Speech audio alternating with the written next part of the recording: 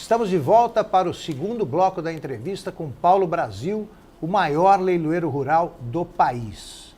Paulo, você estava contando, eu queria que você continuasse contando a tua história na chegada a Mato Grosso. Você falou já de Rondonópolis, depois você viria para cá. Como é que você constituiu família? Como é que foi sua história aqui? Augusto, esse negócio... Eu era solteiro, cheguei. Esse negócio de maior do Brasil, vou repetir, só se for na altura, viu? Mas olha, eu deixo claro o seguinte, eu conheço os principais leiloeiros e eu considero Paulo maior. Muito obrigado. Nesse programa eu tenho direito de ser arbitragem. Então você, por favor, continua. Então, quando lá cheguei, aí eu avisei a turma que ia lá em Uberaba, aqui em Minas, né, que eu não ia fazer mais os leilões, avisei a família e vim embora. E vim em definitivo. Né? Começamos lá com a SR Leilões, né, com o Adolfo Tadeu Vieiros, Eduardo Menberg, o Ciron, né, o Goraeb, me lembro de todos eles, foram todos amigos aí que nos ajudou. Né? Eu bastante jovem, nem barba na cara tinha direito, então tinha que provar através do vozeirão lá em cima que era realmente competente. E as coisas foram fluindo, porque aí, a partir daí, alguns criadores que saíam daqui de Cuiabá e se deslocavam, porque tinham fazenda, alguma coisa em Rondonópolis, me viam atuando nos leilões que nós tínhamos lá, no primeiro momento, né? Depois veio a Boi Bom Leilões, que é uma segunda etapa, e começaram a me convidar para fazer os leilões em Cuiabá. Aí eu trabalhava segunda aqui no leilão do Rancho de Palha, terça em Rondonópolis, quarta no Palácio dos Leilões, quinta em Rondonópolis, sexta eu folgava, sábado pegava alguma região e domingo fazia lá em Poconé, no Pantanal. Era uma loucura. Como é que você teve tempo para casar? Isso foi depois, foi arrumando o tempo. Mas a Ana Paula me conheceu assim, então o ritmo sempre foi esse. E aí, Augusto, aconteceu de eu atuar muito no Mato Grosso, uma agenda bastante lotada, e chegou a televisão. E foi a oportunidade daqueles que estavam no lugar certo. Ela mudou tudo. Ela mudou tudo. Ela precisava, eu bastante jovem, com uma boa impostação, e fui o primeiro a trazer o leilão transmitido. Nós somos os primeiros a trazer, na parceria com meu amigo Joacir Doreleu. Nós trouxemos os primeiros leilões aqui para Poconé e Cuiabá. Fizemos leilões naquela época de 4.000 cabeças, mostramos que era capaz realmente de ter uma grande expansão. E aí a televisão viu e falou, olha, esse rapaz, ele sabe trabalhar na televisão, vai encaixar bem e tal, e a coisa aí, o mercado nacional, ele me puxou. E nos últimos anos eu fui bastante absorvido pelo mercado do Nelore, que é a raça principal da pecuária brasileira, o Nelore de elite, o Nelore de produção, os leilões de touros, também pelo gileiteiro, de certa forma o girolando, também o cavalo quarto de milha. E aí hoje é uma agenda bastante diversificada e bem composta. Como é que você avalia o que você está leiloando? Você conhece o lote, conhece os componentes do lote, você examina, como é que é isso? Você vai mexer na caixinha do meu segredo. A verdade é assim, algumas pessoas me contratam porque justamente acham em mim não só um leiloeiro, mas um leiloeiro que conhece do dia a dia da fazenda. E como eu nasci em fazenda, e tenho fazenda no Mato Grosso há 13 anos, e crio gado registrado, crio o cavalo guarda-milha, engordo boi, engordo vaca, crio bezerro, eu vivo o mesmo problema que os meus companheiros que me assistem vivem no dia a dia. Então nós temos um assunto tete a tete. Então a mercadoria que vem para vender, aquela que eu vou vender, que seja, por exemplo, do Rodrigo, é supostamente a mesma mercadoria que eu tenho para vender na fazenda. Então eu sei o que vale. Os animais mudaram muito também, Paulo, nesses 25 anos? Demais. Em que sentido? O ganho genético do país é uma coisa extraordinária. É algo extraordinário. E que nós estamos para viver, quero tocar nesse assunto, se me permitir, daqui a pouco. Por favor. Sobre a grande transformação. À vontade, pode falar agora. A grande transformação da pecuária, porque nós viemos com uma raça, que é a raça mãe, que é a Nelore. Todas as demais são selecionadas para cruzar com o Nelore.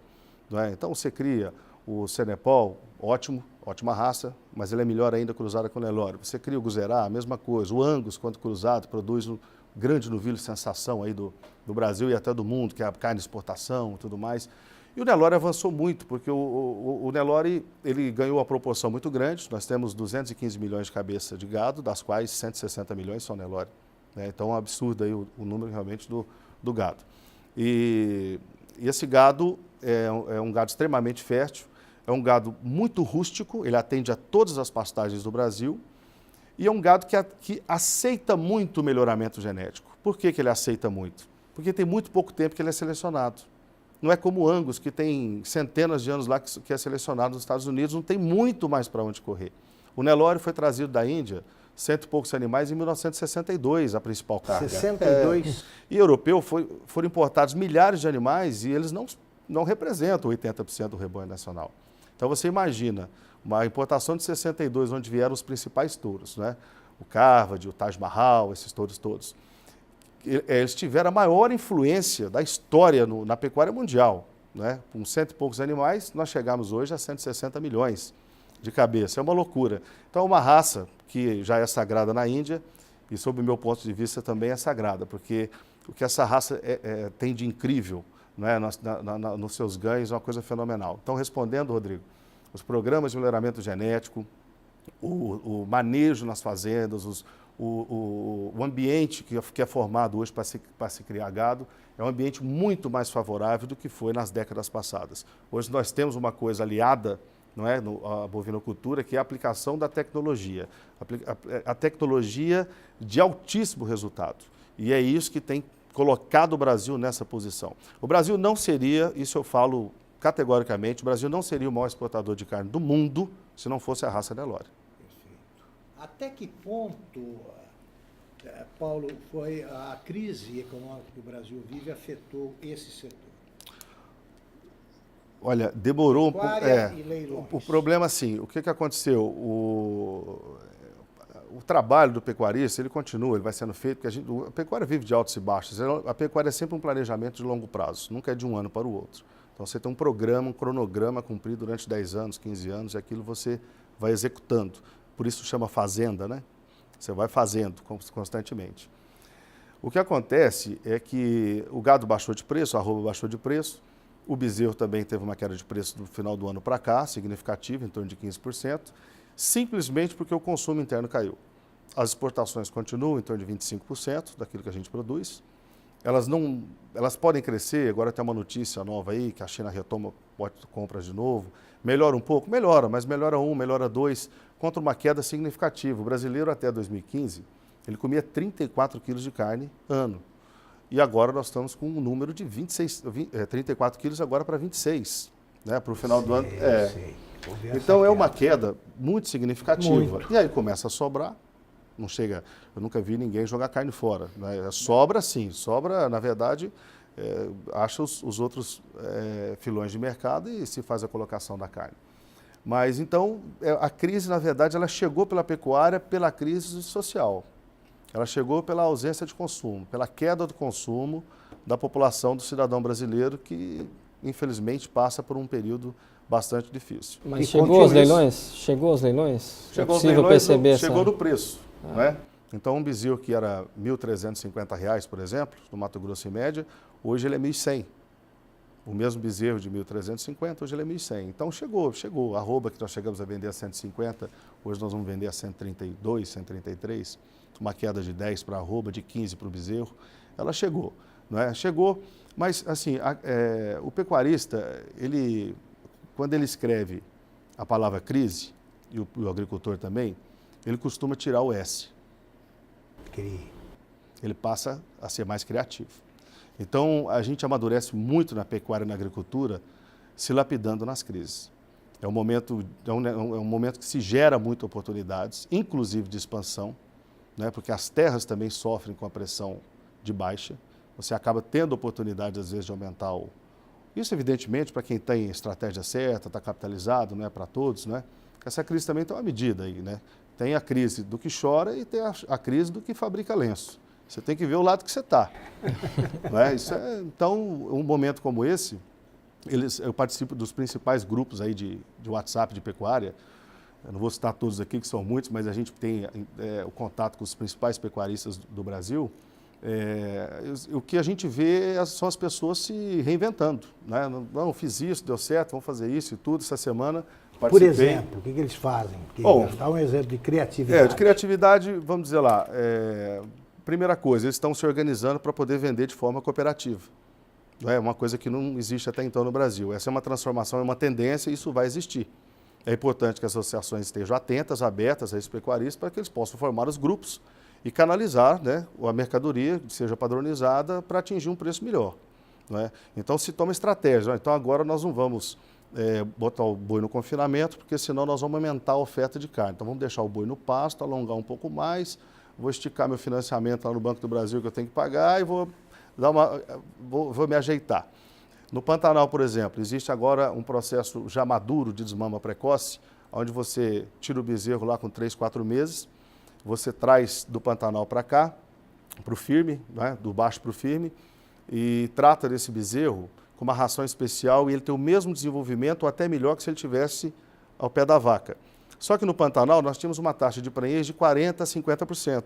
E quem tem feito isso, aqui mandar um abraço para meu amigo Goberi, que é o professor dessa atividade, conseguiu aumentar a taxa de prenhezes do Pantanal para 80% e conseguiu ter bezerros tão bons quanto, só que em vez de colher 50%, está colhendo 80%. Quer dizer, a cada 1.000 vacas ele tira 800 cabeças por ano na sua desmama.